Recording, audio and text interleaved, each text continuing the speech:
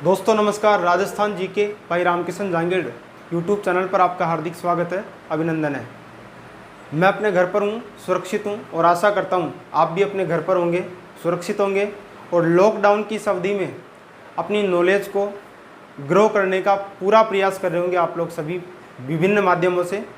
हम राजस्थान जीके पढ़ते हैं इस चैनल के ऊपर और राजस्थान जीके में हमारा टॉपिक चल रहा है राजस्थान में सिंचाई परियोजनाएं, जिसका हमने पार्ट 1, पार्ट 2 और पार्ट 3 पढ़ लिया है। आज हम पढ़ेंगे पार्ट 4 और पार्ट 4 में आज हमारी एक ऐसी पेयजल परियोजना है जो राजस्थान की जनता के लिए बहुत ही महत्वपूर्ण है, बिसलपुर पेयजल परियोजना। मित्रों, ये जो बिसलपुर पेयजल परियोजना है, नक्शे में देखिए आप लोग, ये हमारा राजस्थान है, वीरों की धरती वाला राजस्थान।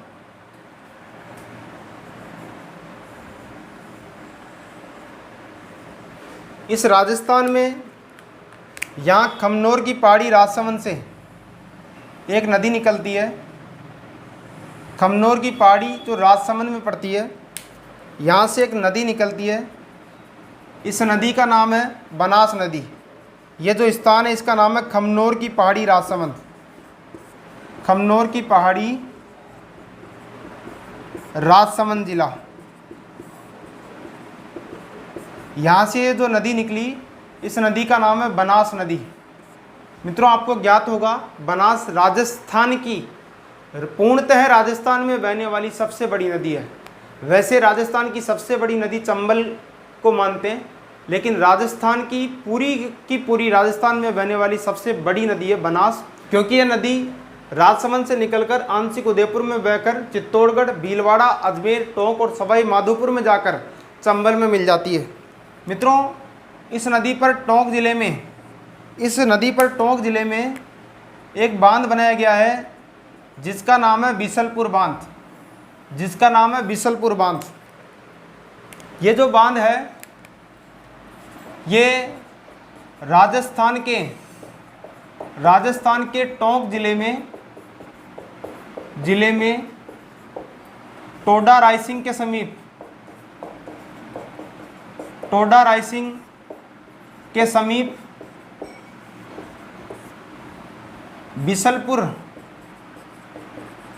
बिसलपुर गांव में स्थित है। राजस्थान के टोंक जिले में टोडा रायसिंह के समीप बिसलपुर गांव में स्थित है। इस पेयजल परियोजना का प्रारंभ 1988 में किया गया था। 1988 में इस पेयजल परियोजना को प्रारंभ किया गया था। यहाँ जो बिसलपुर बांध बनाया गया है, इसकी लंबाई, बिसलपुर बांध की लंबाई है 574 मीटर और इस बिसलपुर बांध की ऊंचाई है 39.5 यानी 39.5 मीटर, 39.5 मीटर। इस बांध से दो नहरें निकाली गई है। एक दाईं ओर है, एक नहर दाईं ओर है और एक नहर बाईं ओर है। एक बार इस प्रारंभिक मैटर को पुनः देख लीजिए। बिसलपुर पेयजल परियोजना, ये बनास नदी पर बनाया गया ये बांध। बनास नदी राजस्थान में राजसमंद जिले में खमनोर की पहाड़ी से निकलती है और 7 जिले में बहती हुई अंततः सवाई माधोपुर जिले में जाकर चंबल नदी मिल जाती है। इस पर टोंक जिले में बिसलपुर बांध बनाया गया है, टोडा रायसिंह के समीप बिसलपुर गांव में।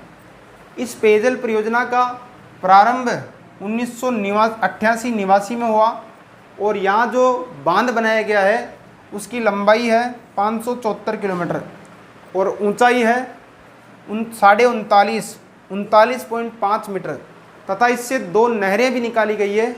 एक नहर दाईं ओर है और एक नहर बाईं ओर है। और ये जो बिसलपुर बांध है, इसमें मित्रों कुल 18 गेट है। इस बिसलपुर बांध में कुल 18 गेट है। मित्रों, ये जो बिसलपुर बांध है, इसका निर्माण कंक्रीट या जिसको आरसीसी बोलते हैं, कंक्रीट से किया गया है।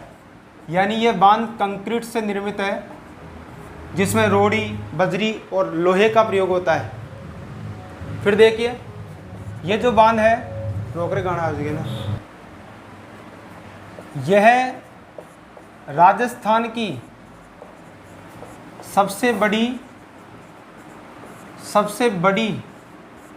पेयजल परियोजना है। राजस्थान की सबसे बड़ी पेयजल परियोजना है। फिर देखिए ये जो बांध है इसकी कुल क्षमता है,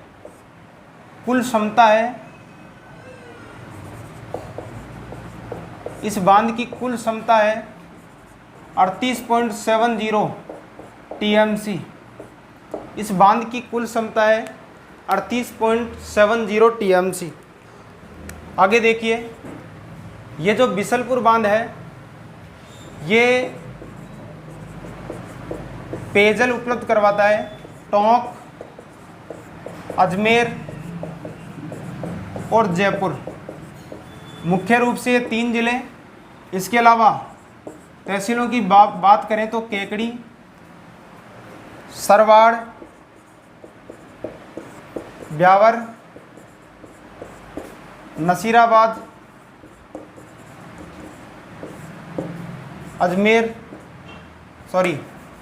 दूदू, इन सब स्थानों पर ये पेयजल उपलब्ध करवाता है। तथा इस बांध से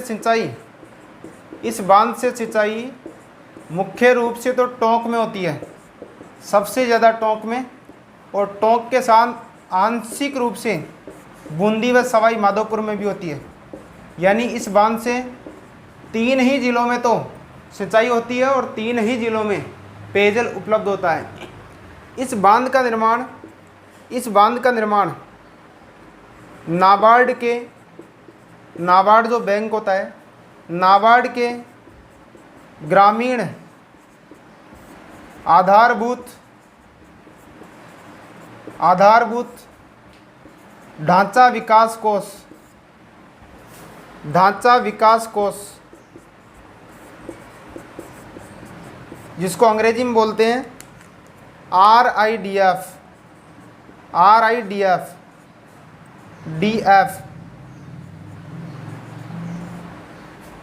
रूरल इंफ्रास्ट्रक्चर डेवलपमेंट फंड, ग्रामीण आधारभूत ढांचा विकास कोष से हुआ है। इस बांध के निर्माण में वित्तीय सहायता नाबार्ड बैंक का एक फंड है जिसका नाम है rural infrastructure development fund, Hindi में बोलते हैं ग्रामीण आधारभूत ढांचा विकास कोष। इस कोष से इस बांध का निर्माण हुआ है। एक बार पुनः देख लीजिए इस मैटर को। इस बांध का निर्माण कंक्रीट से हुआ है, यानी RCC से। ये राजस्थान की सबसे बड़ी पेयजल परियोजना है। इस बांध की कुल क्षमता है 38.70 TMC और ये बांध 3 जिलों में पेयजल उपलब्ध कराता है, मुख्य रूप से टोंक, अजमेर और जयपुर। तहसीलों की बात करें तो केकड़ी, सरवाड़, ब्यावर, नसीराबाद और दूदू, और एक किशनगढ़ भी है इसके अंदर, किशनगढ़। हालांकि जिले तो ये 3 ही हैं, पर ये तहसीलें भी इनके अंदर बहुत महत्वपूर्ण है। सिंचाई 3 जिलों में होती है, मुख्य रूप से टोंक जिले में, आंशिक रूप से बूंदी और सवाई माधोपुर जिले में। इसका निर्माण नाबार्ड बैंक के ग्रामीण आधारभूत ढांचा विकास कोष से किया गया, जिसको अंग्रेजी में बोलते हैं RIDF, rural infrastructure development fund. इस बांध से जयपुर शहर को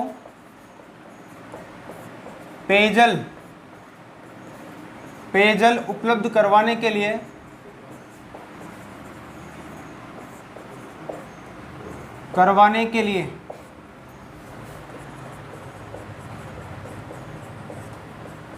एक पाइपलाइन डाली गई है।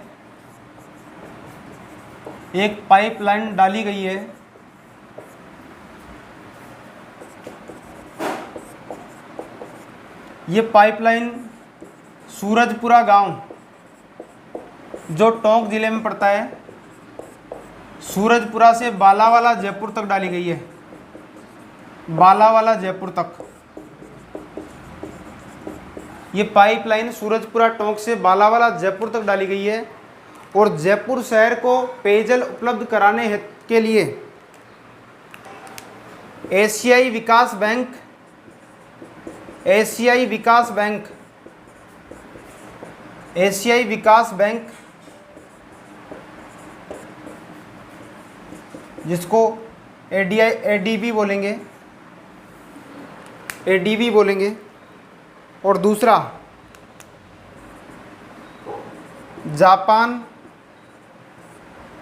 Bank for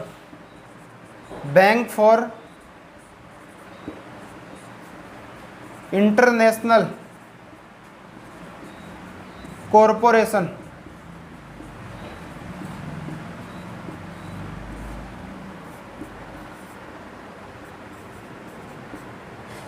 जेबीआईसी। इन दोनों बैंकों का जयपुर शहर को पेयजल उपलब्ध कराने की योजना में आर्थिक सहयोग प्राप्त हुआ है, इन दोनों बैंकों का। दूसरी परियोजना है नर्मदा नहर परियोजना, नर्मदा नहर परियोजना।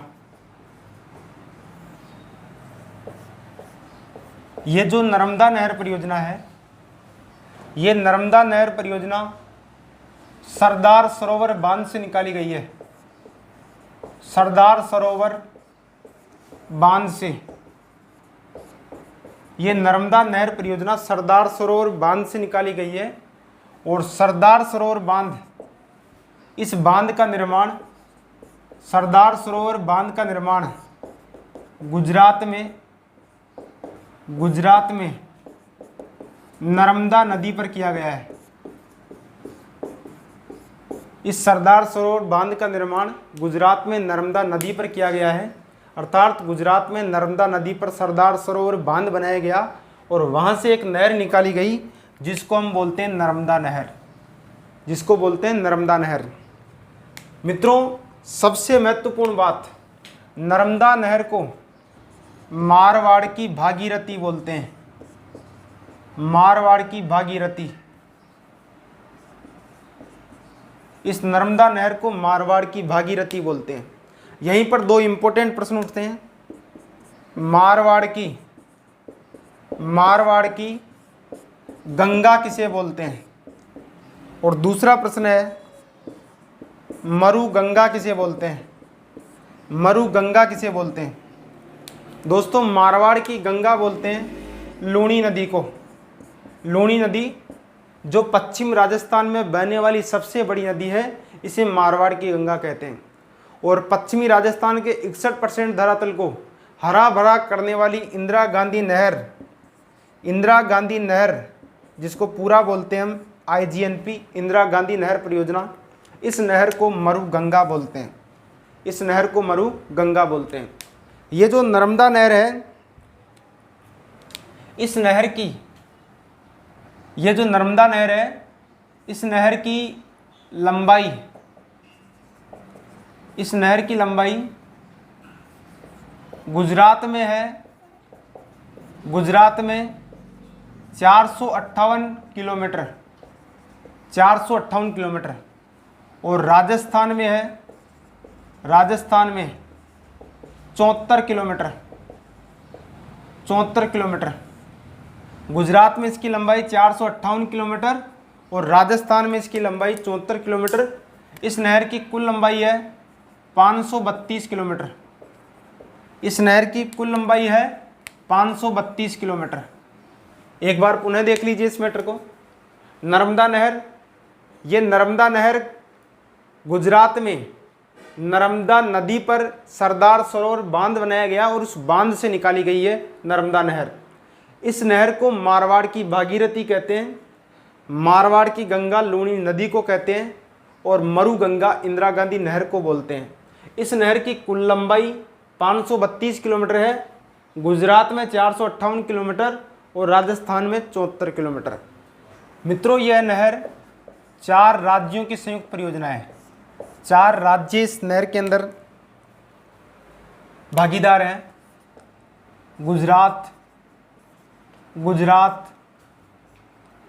मध्य प्रदेश, महाराष्ट्र और राजस्थान। 4 राज्य इस नहर में भागीदार हैं, गुजरात, मध्य प्रदेश, महाराष्ट्र और राजस्थान। नर्मदा नर्मदा जल विवाद प्राधिकरण, नर्मदा जल विवाद प्राधिकरण द्वारा राजस्थान को 1979 में इस नहर से 5 लाख एकड़ फुट पानी देने का निर्णय किया गया। अर्थात इस नहर से राजस्थान को दूसरे शब्दों में आप बोल सकते हो 0.50 MAF मिलियन एकड़ फीट। ये जो नर्मदा जल विवाद प्राधिकरण बना, इसके द्वारा 1979 में इस नहर के कुल जल में से राजस्थान को, या इस परियोजना के कुल जल में से राजस्थान को 0.50 MAF, जिसको 5 लाख एकड़ फुट पानी बोलते हैं, ये राजस्थान को देने का निर्णय किया गया। मित्रों, यह राजस्थान की पहली सिंचाई परियोजना है जिसमें संपूर्ण सिंचाई सिर्फ और सिर्फ फव्वारा पद्धति या स्प्रिंकलर सिस्टम के द्वारा करने का प्रावधान है। यानी राजस्थान की पहली परियोजना है, पहली परियोजना जिसमें संपूर्ण सिंचाई फव्वारा पद्धति या दूसरे शब्दों में आप बोल सकते हो स्प्रिंकलर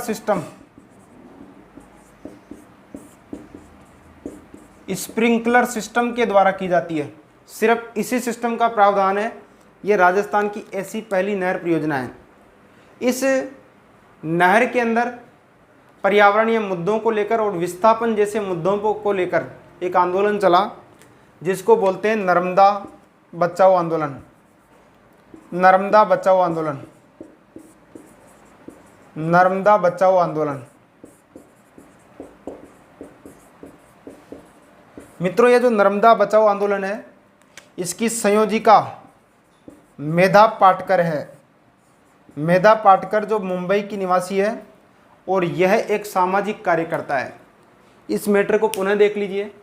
ये नर्मदा नहर 4 राज्यों की परियोजना है, गुजरात, मध्य प्रदेश, महाराष्ट्र और राजस्थान। राजस्थान को इस नहर के अंदर 0.50 MAF या दूसरे शब्दों में बोलो तो 5 लाख एकड़ फुट पानी मिला नर्मदा जल विवाद प्राधिकरण के द्वारा 1979 में। पहली परियोजना है ये राजस्थान की जिसमें संपूर्ण सिंचाई सिर्फ फव्वारा पद्धति या स्प्रिंकलर सिस्टम के द्वारा करने का प्रावधान है और नर्मदा बचाओ आंदोलन की संयोजिका मेधा पाटकर है। इस नहर को हम एक बार राजस्थान के मानचित्र से देखेंगे। ये हमारा राजस्थान है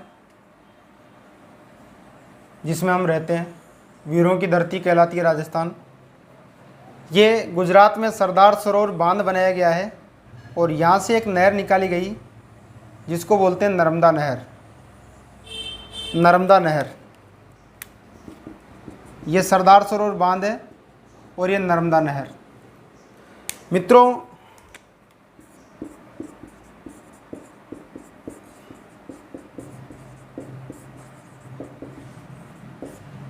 ये नहर राजस्थान में सर्वप्रथम जिस स्थान पर प्रवेश करती है उस गांव का नाम है सीलू।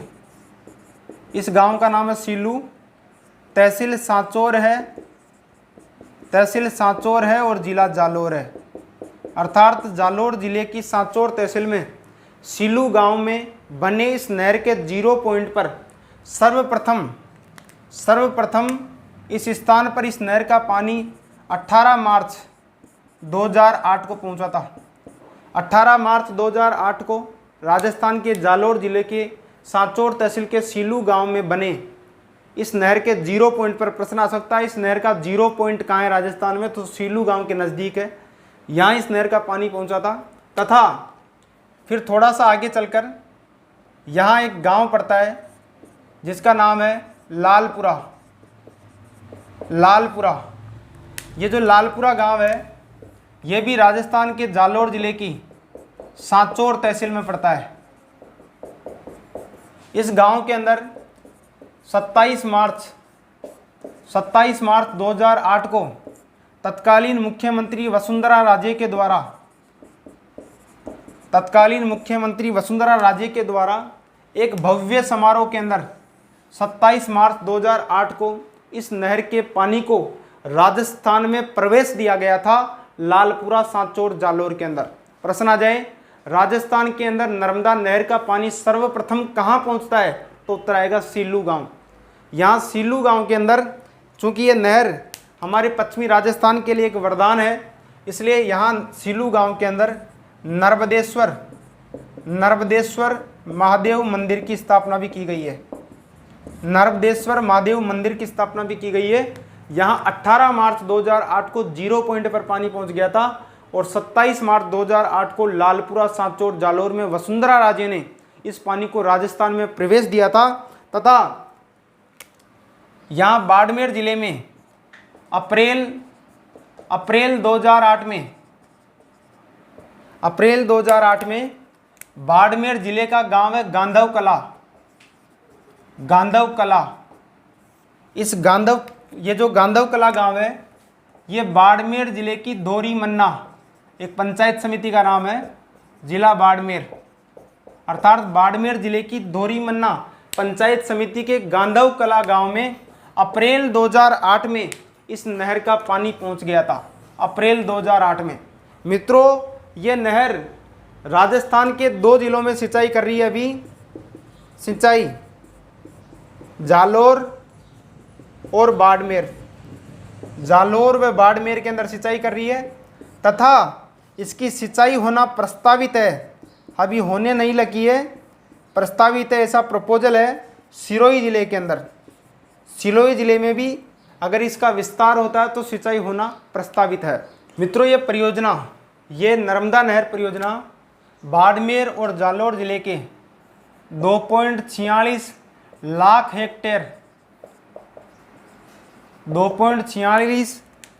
हेक्टेयर धरातल पर सिंचाई करती है। एक बार पुनः देख लीजिए इस मैटर को। ये जो नर्मदा नहर है, ये सरदार सरोवर बांध से निकाली गई है। सरदार सरोवर बांध गुजरात में है, सरदार सरोवर बांध गुजरात में है। यहाँ से ये नहर राजस्थान में जालोर जिले की सीमा पर प्रवेश करती है। इस गांव का नाम सीलू है, तहसील सांचौर है, जिला जालोर है। यहाँ सर्वप्रथम 18 मार्च 2008 को पानी पहुँचा था। यहाँ इस नहर का 0 पॉइंट भी है, यहाँ लिख देता हूँ मैं, इस नहर का 0 पॉइंट है इस नहर का। यहाँ नर्मदेश्वर महादेव मंदिर की स्थापना भी की गई है। फिर यहीं सांचौर के जालोर के सीलू के पास में ही लालपुरा गांव पड़ता है।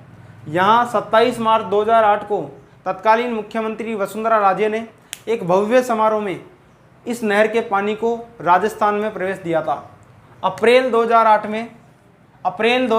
में गांधव कला गांव जो धोरी मन्ना बाड़मेर में पड़ता है, यहाँ भी इस नहर का पानी पहुँच गया था। ये नहर राजस्थान के 2 जिलों में सिंचाई करती है, जालोर व बाड़मेर, तथा इसकी प्रस्तावित सिंचाई है सिरोही में। यह नहर राजस्थान के 2 जिलों में सिंचाई करती है और उनकी 2.46 लाख हेक्टेयर भूमि पर सिंचाई करती है। आज की तीसरी नहर है राजीव गांधी नहर। राजीव गांधी नहर, इस नहर का पुराना नाम है,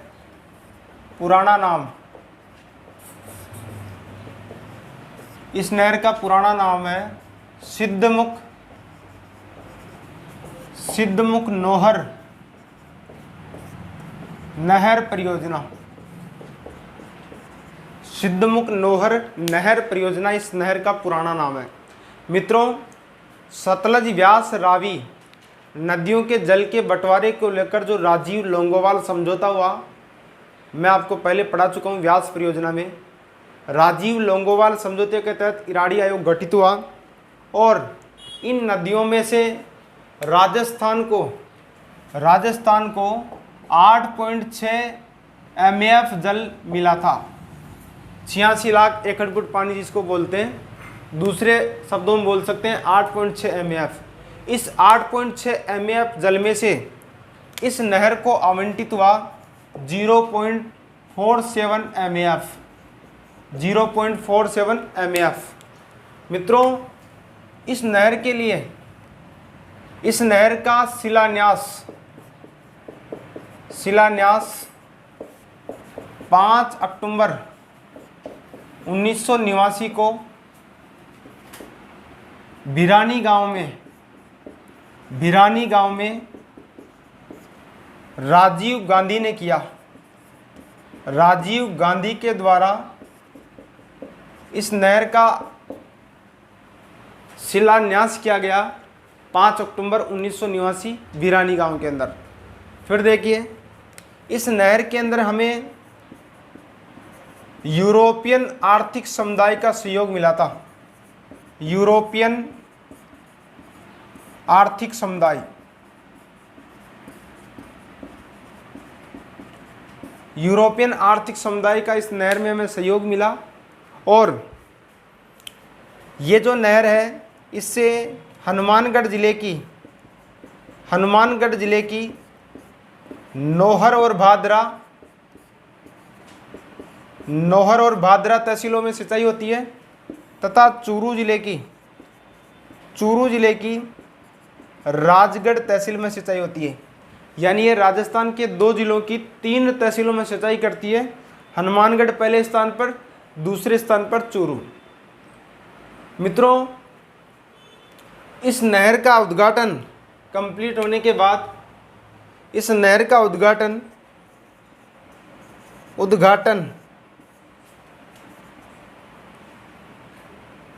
2002 में किया गया था सोनिया गांधी के द्वारा। सोनिया गांधी के द्वारा इस नहर का उद्घाटन 2002 में किया गया था। एक बार पुनः देख लीजिए, राजीव गांधी नहर, जिसका पुराना नाम सिद्धमुख नौहर नहर परियोजना है। इस नहर में क्या था, भाकड़ा नांगल बांध से, भाकड़ा नांगल जो बांध था, वहाँ से 2 नहरें निकाली गई थी। एक का नाम था सिद्धमुख और एक का नाम था नौहर। इसलिए इस नहर का पुराना नाम भी सिद्धमुख नौहर परियोजना था।